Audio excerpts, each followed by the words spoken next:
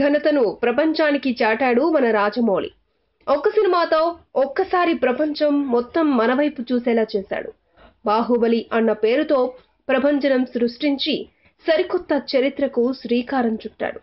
ఇదిలా ఉంటే టాలీవుడ్లో బాహుబలి శకం మొదలయ్యి దాదాపు 5 ఏళ్లకు పైగానే అయ్యింది. అయితే ఇలా 5 ఏళ్లు పడుతుంది అని అనుకుంటే అసలు ఈ సినిమా తీసేవాణ్ణి కాదు అని అన్నాడు సాక్షాత్తు రాజమౌళి. అదే క్రమంలో కష్టం మొత్తం పెట్టి బాహుబలి బిగినింగ్, కన్క్లూజన్ రెండింటినీ అంచనాలకు తగ్గట్లుగానే తీసి వారేవా అనిపించుకున్నాడు రాజమౌళి. బాహుబలి 2 సినిమా విడుదలై 3 రోజులైనా కాలేదు, అప్పుడే రాజమౌళి నెక్స్ట్ సినిమాపై అనేక వార్తలు వినిపిస్తున్నాయి. బాహుబలి 2 తర్వాత రాజమౌళి కలల ప్రాజెక్ట్ మహాభారతం ఉంటుందని అందరూ అనుకున్నారు. అయితే ఇంకో 10 సంవత్సరాల దాకా మహాభారతం ఉండబోదని, ఓ కుటుంబ కథా చిత్రాన్ని తెరకెక్కించాలి అనుకున్నట్టు తెలిపాడు. అయితే ఈ సినిమాపై అప్పుడే అనేక ఊహాగానాలు వస్తున్నాయి. గతంలో రాజమౌళి నిర్మాత డివివి దానయ్య దగ్గర అడ్వాన్స్ తీసుకున్నాడట.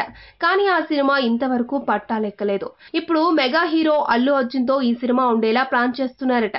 ఇది ఎంతవరకు నిజమో తెలియదు, కానీ ఇది వర్కౌట్ అయితే బన్నీ జాక్ పట్ కొట్టేసినట్లే.